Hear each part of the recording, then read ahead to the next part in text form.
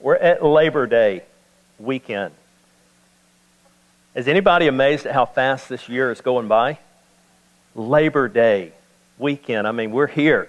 And the thing about Labor Day is, I don't know, but it's kind of like the big hill on a roller coaster. Is we're at the top right now. You know how it makes that little clicking sound. It gets up to the top, and after Labor Day, it's like, whew, we start. And after Labor Day, it's probably one of the busiest stretches of the year. I mean, things start coming. As soon as Labor Day hits, there's football. Yesterday, all day, tonight, tomorrow, there's football. And it's every weekend, something happening, some kind of party going on with the football stuff. And that'll be our conversation for the next 5 months. Think about that. The next 5 months, we're going to be talking football. And I told someone earlier this morning, I said, it's going to be a good day at church today. And they're going, well, it's Labor Day, and there'll be a lot of people gone. I said, I don't care. It's going to be a good day today at church. You know how I know? Because both teams won yesterday. And people will be smiling, and people will come in, and they'll be kind of happy. So we're going to talk football for the next 5 months. And then there's NASCAR, and then there's school activities, and there's Friday night football games, and there's homework, and there's parties and festivals and holidays coming up, and there's Christmas coming up. In fact, you have 113 shopping days left until Christmas. And some of you right now, you just broke out in a sweat. You're like, oh, we got to get busy. We got to do something. So it's a fast time. I mean, you get to Labor Day, and it's just like, whoa. Now, I'm a big football fan. I couldn't wait for yesterday to get here. I love football. I love baseball. I love all that. But I've got a confession to make to you this morning. I am not a NASCAR fan. Some of you are, that's fine. I don't hold that against you. I do believe that there will be a few NASCAR people in heaven, but I'm just not a NASCAR fan. Okay, I don't care for it. My wife says I'm ADHD, and I have a short attention span, and for somebody to sit there and watch cars go in circles for 3 or 4 hours, I'm lost. After about the first lap, I'm doing something. I'm finding something to do. So I'm not a big NASCAR fan. But I've watched a few races, parts of them, and I've watched enough to know that there's a tremendous lesson in NASCAR that I think we could pick up on as well in our busy, hectic world that we live in. And what I've picked up on is when they start this race and these cars are they're just going and going and going, all of a sudden they do the strangest thing. This car will be flying around the track, and oftentimes they're like the lead car. They're in first place, and they're just flying around the track. And all of a sudden, they're driving along, and they like put the blinker on, take a left turn, and they just they pull into this pit stop, this pit row, and they just get out of the race. I mean, oftentimes they're winning, and they just pull over. Okay, they pull over and go in for this pit stop, and I'm watching this, and I'm trying to get the whole logic of the whole NASCAR thing, and I'm thinking, okay, if the object of NASCAR is to be the first car to cross the finish line, why in the world are they pulling over and stopping? They're giving up their spot to pull into this pit stop, and they pull in there, and I don't know what all goes on in a pit stop. I know they get gas, and they change the tires, they clean the windshield, they look at the oil, they give them a Gatorade or a Mountain Dew and a sandwich or something. They do something in that pit stop, and then they back out on the track again and running around the track. But what I discovered is these pit stops are not random things. It's not something they're driving along and the guy's going, oh, I'm hungry, let's pull in the pit, and let's get some. No, they're planned, they're strategic, and they'll pull in at certain points in that race to get certain things of what they need in order to make it to the end of the race. Now, I don't know if Jesus was a NASCAR fan. I don't even know if he cares anything about NASCAR. Probably not. But I do think he knew a lot about pit stops.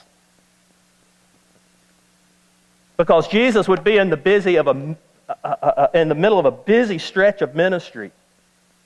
He'd be walking into a town and he'd start healing people, and somebody here was needing him and somebody there was needing him, and he'd heal this one and heal that one, and he raised some people from the dead, and he would be teaching in the synagogue, and he would even debate the religious scholars and kind of put them in their place, and he was doing all of these things and staying busy.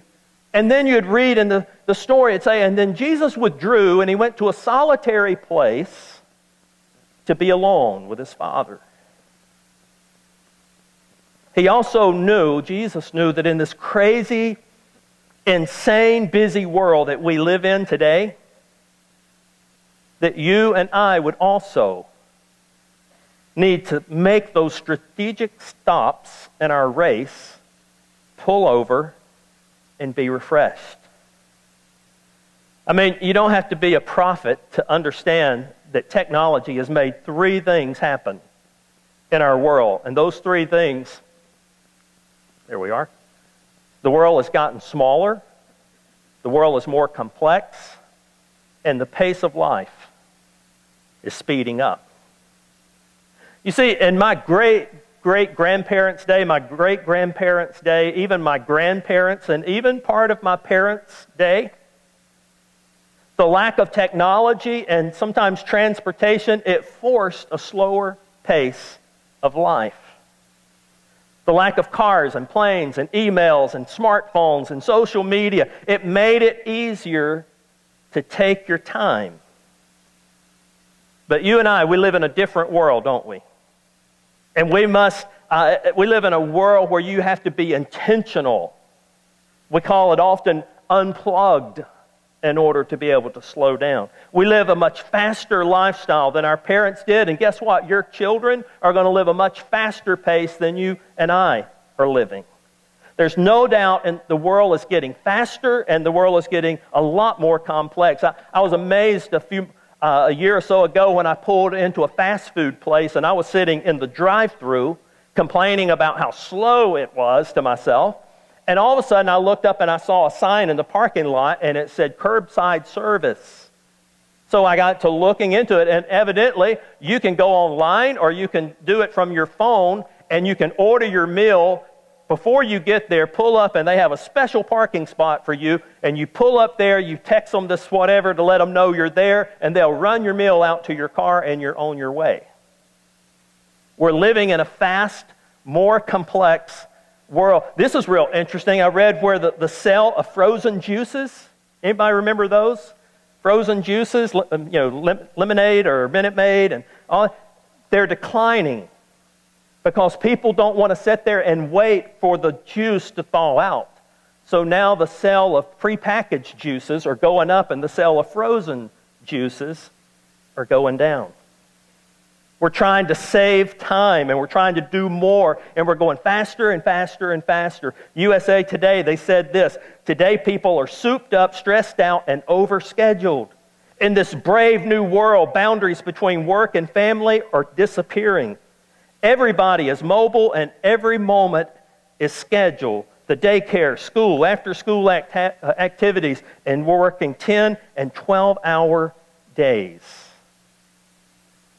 We're in a hurry. We're busy and we're in a hurry. But it's not without consequence. Because you see, to live this hurried lifestyle is taking an effect on us. And the first thing it is we feel more stressed. We feel more stressed. Ecclesiastes, I love this verse, Ecclesiastes 5 and verse 3. He said, overwork makes restless sleep. Anybody had some restless sleep? Overwork, restless sleep.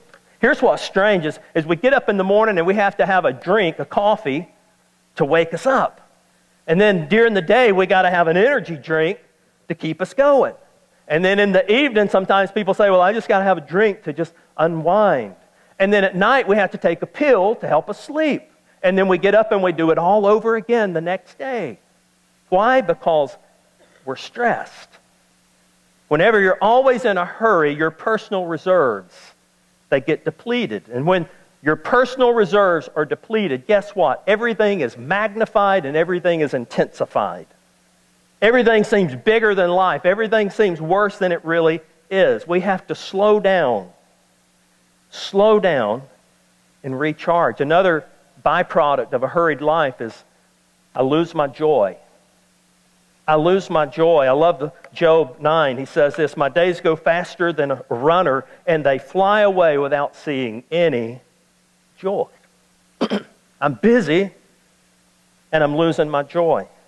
The faster you go in life, the less time you have to enjoy things. You cannot enjoy things at a fast pace. I was sitting outside yesterday. I had done some yard work and was sitting there, and all of a sudden I hear this plane way up in the air. And I looked up, and they're leaving that vapor trail, and the plane's going up there. And all of a sudden my mind started going again, and I was like, there's probably 150, 200 people sitting in that plane flying over Eufaula. And either one, they have no idea that Eufaula is even down here. Number two, they've never even been to Eufaula. I thought, but if they were, instead of up there, they were in their car and they were driving through Eufaula, they would see a neat little town. But even better than that, if they parked their car and they got out and they walked downtown, they could experience the sights, the sounds, the smells of a small town and enjoy the town. But as long as they're, thousands of feet in the air going 600-700 miles an hour, it's gone. They can't enjoy it. And that's the way a lot of us live up there, and we're doing about 600-700 miles an hour, and we're missing so much around us. So much. Because we're living a hurried, a fast-paced life. If you're in a constant hurry, and you're under constant pressure, you're not enjoying anything. Third thing is this, is that when we're in a hurry and we're living this busy life, we're less productive. We're less productive. You can't stay in the hurry mode all the time and still be creative. What happens if you drive your car in overdrive? If you just, pull it down past the, sometimes there's a D and then there's like a D1 or whatever, and you pull it down into overdrive and you start driving that car around. It's not going to take long before all kind of little lights are going to start popping up on your dashboard, and you're going to see smoke coming out from under the hood of the car because you're driving you're doing something you shouldn't be doing for an extended period of time. I read a story of a couple of lumberjacks, and they were hiring another one to come on the crew, and there's a young guy, and the rest of them were older, and this guy was a young guy, and he's well-built and energetic, and so they said, yeah, we're going to hire you, and they told him what to do, gave him the axe, and they got out there, and they started chopping trees, and he thought, man, I'm gonna show these old guys, and I'm gonna do so much more than they're doing. And so he gets out there and he starts working and chopping wood, and about 3 or 4 hours into the day, all of a sudden these two older guys, they just lay down their axes and walk off for a few minutes, and they're taking a break, and then he gets back to work again, and this guy's just keep chopping. He keeps chopping. He doesn't take a break. They break for lunch, and then they break in the afternoon, and this young guy's like, I'm showing them, buddy. And so he's just still chopping, and by the end of the day, over the period of that first week, they looked at the quotas, and the boss man came to him and he said, son, I'm going to have to let you go. You're not meeting the quota. He's like, you're kidding. He said, these guys only work 2 or 3 hours, and then they take a break, and they work, and they take a break, and I've been working solid every day of this week. I've been chopping wood. And he said, I know, son. He said, but they've produced so much more than you have. And he's like, I don't understand how that could be possible because I've worked and they've been taking all these breaks. So he goes to the old guys and he said, what's the deal? You cheated? What did you do? How did you beat me? And they said, son, when we took those breaks, we were sharpening the axe. So we were getting twice as much done as you were standing there pounding away with a dull axe.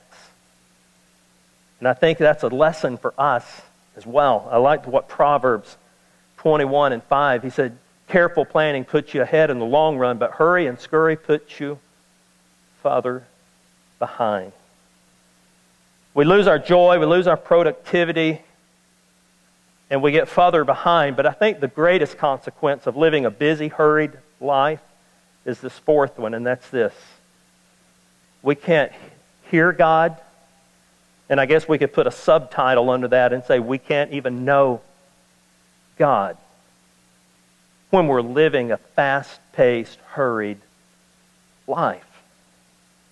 Because here's what I've discovered is you don't know God in a hurry.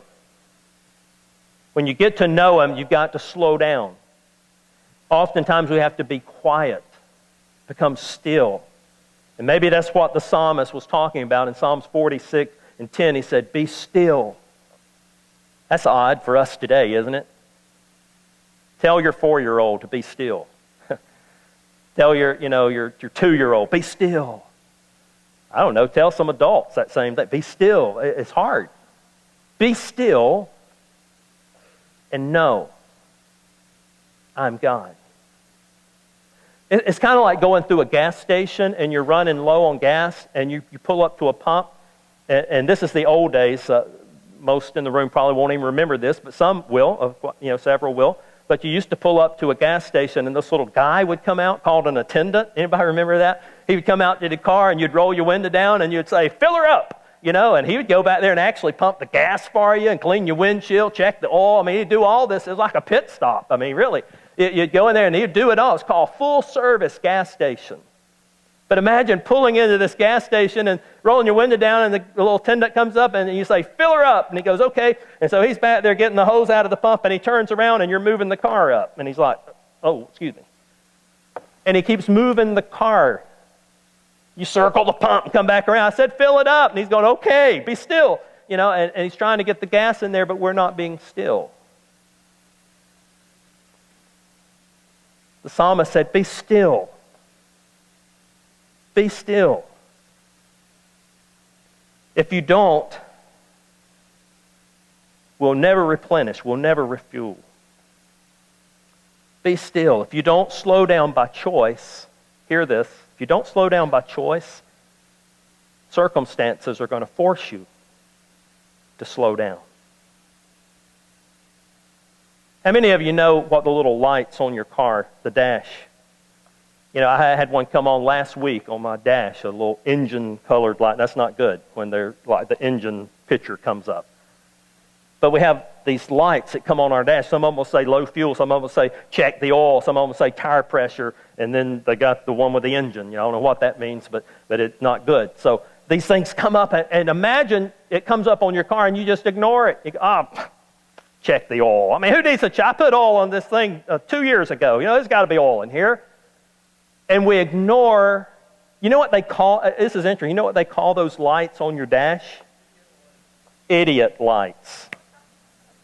I'm serious, idiot. Because what they're saying is if you don't pay attention to this light, you're an idiot, okay? Because you're fixing to crash, you're fixing to burn something up, you're fixing to pay a heavy price. Imagine ignoring the idiot lights. It's just going to lead to a breakdown somewhere, and it's usually costly. So what does this mean to be still? Be still and know that I'm God. I love this quote by George Mueller. He said, the stops of a good man are ordered by the Lord as well as his steps.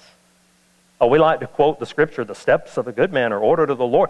Well, I also believe the stops of a good man are ordered of the Lord. So what does it mean to be still and know that He is God? We can't get to know God in the midst of our busyness and hurriness. So He said, be still, be still, be still. What does that mean? It means an intentional decision. If you're going to be still, you have to decide you're going to be still. Okay, it doesn't just happen. I mean, it's just like, all of a sudden I'm still. No, you got to make a decision. He's saying, pause.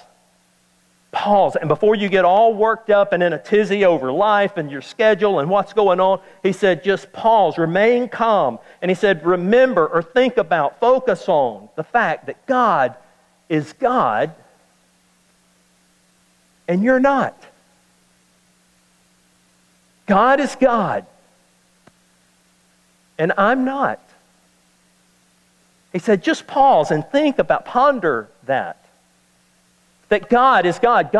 He's all-sufficient. He's all-powerful. He's always present. He's all-protective. He is everything and anything that we need Him to be, that God is God. And rather than getting anxious and fearful and hurried and stressed out, he said, just pause. Remember, pause. Because the busier we get, the more we tend to forget this, don't we? The busier we get, we tend to think we're God, that we got to do it, we got to make it happen, we got to help him, we got to do all this stuff. And he said, if you'll just pause and remember the fact that I am God and you're not. Anybody ever been reading through Scripture before and you see this word?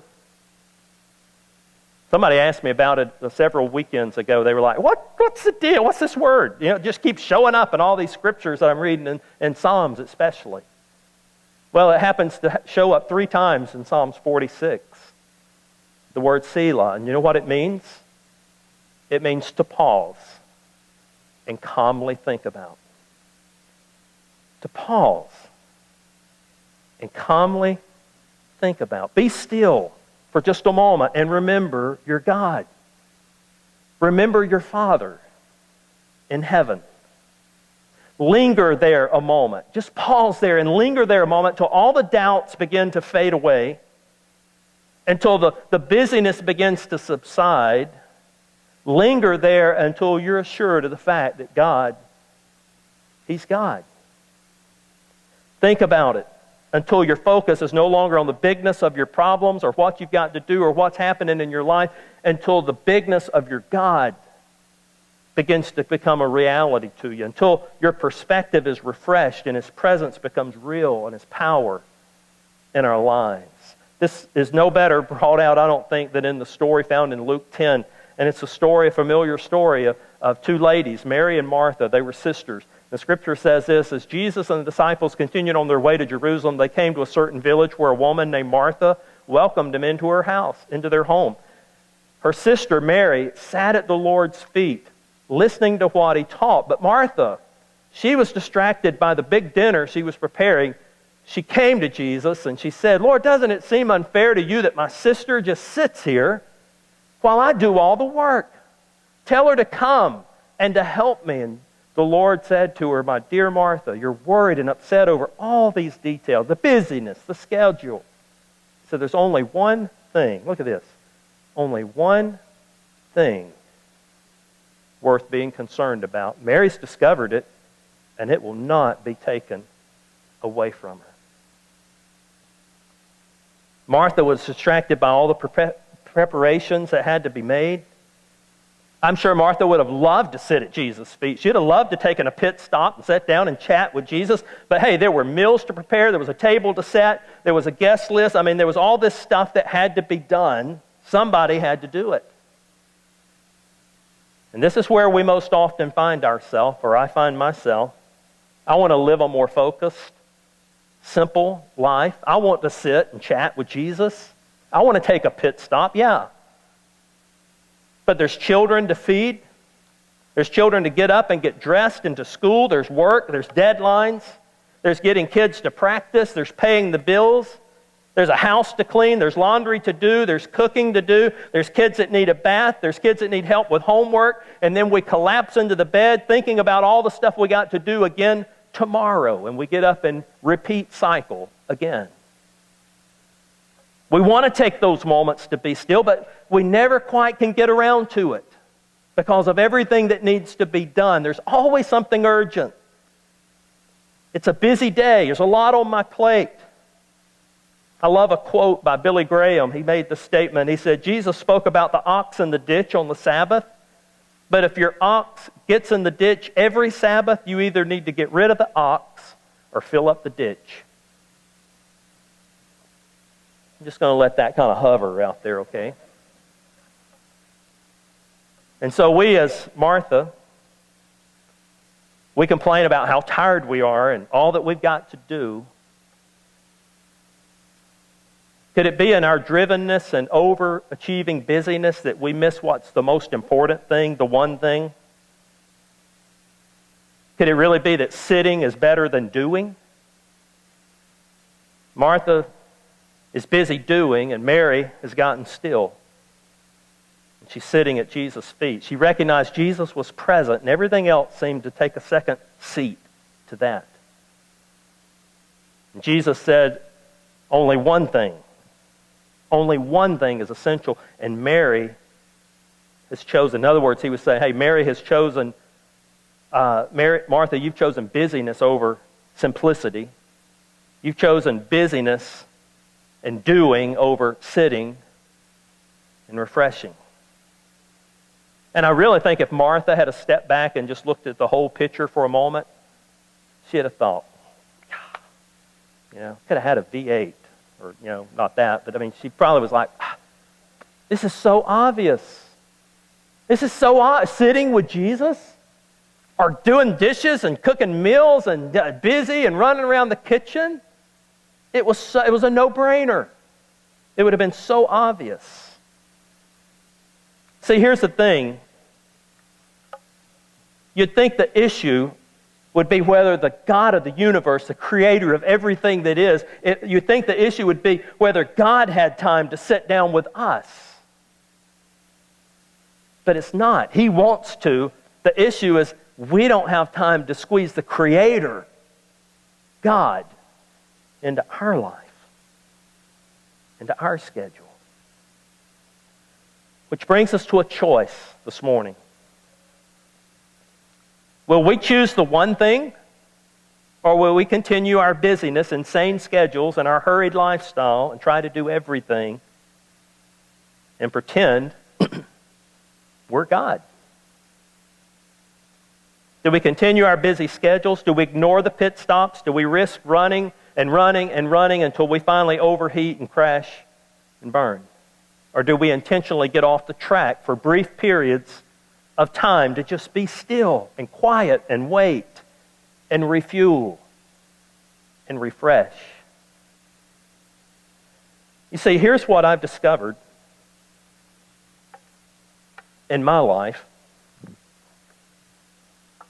is that I have a soul, and God wants to fill this soul. And when I'm full, man, life is good.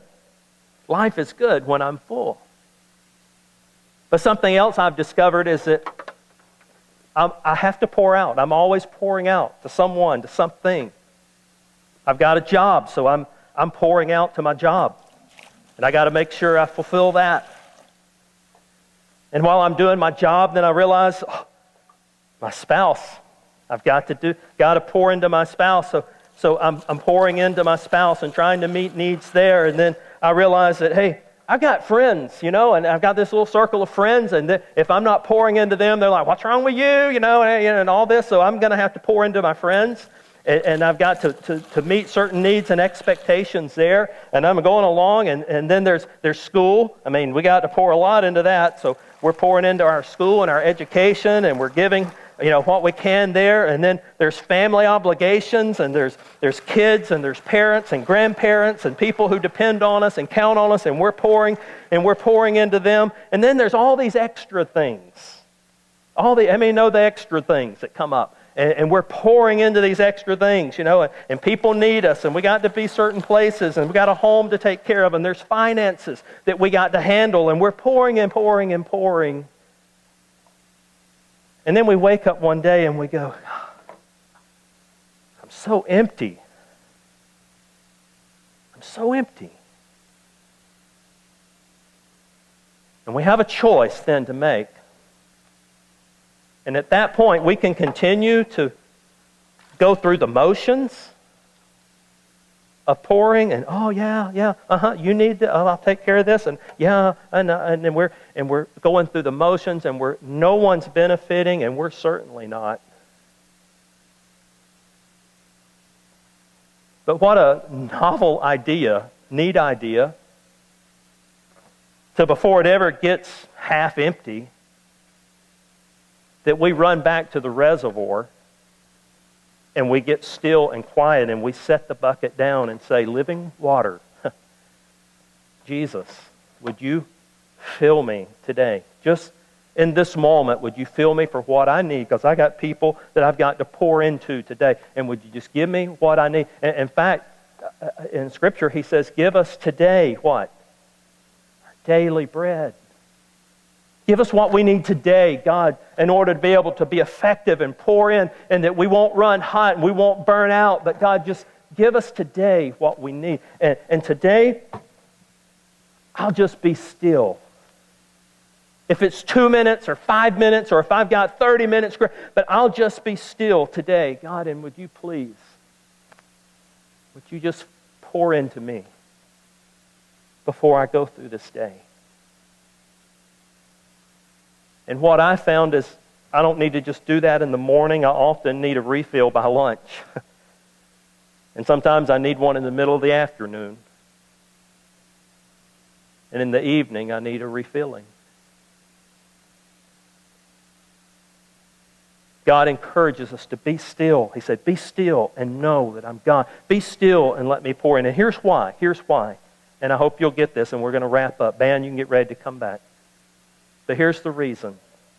Isaiah 40:31. He does what? He, work with me here. He what? He energizes those who get tired and gives what? Fresh strength to the dropouts. I don't. We can just stop right there, and I'm going to tell you, He energizes. I could use some energy, fresh strength. Sign me up. But He goes on. He says, for even young people tire and drop out, and young folks in their prime stumble and fall. But here it is. Here it is. Those who do what? Wait. We've got our bucket. We're going, God, fill us. Give me what I need. Those who wait upon God, they get what? Fresh strength. They spread their wings and they soar like eagles, and they run and they don't get tired, and they walk and don't lag behind. As we move past this holiday weekend and we dive into the fall, and things start going and rolling, and we got to have people here and there, and we got to do this and that, don't forget to stop and say, Lord, I need strength, fresh strength today. I need fresh wisdom today. I need your presence today. God, I need fresh energy today. Those who wait on Him get it. And to make this decision multiple times during your day. The first time I came across this, I was reading a book, and the author was... Y'all go ahead and move that. I'm done.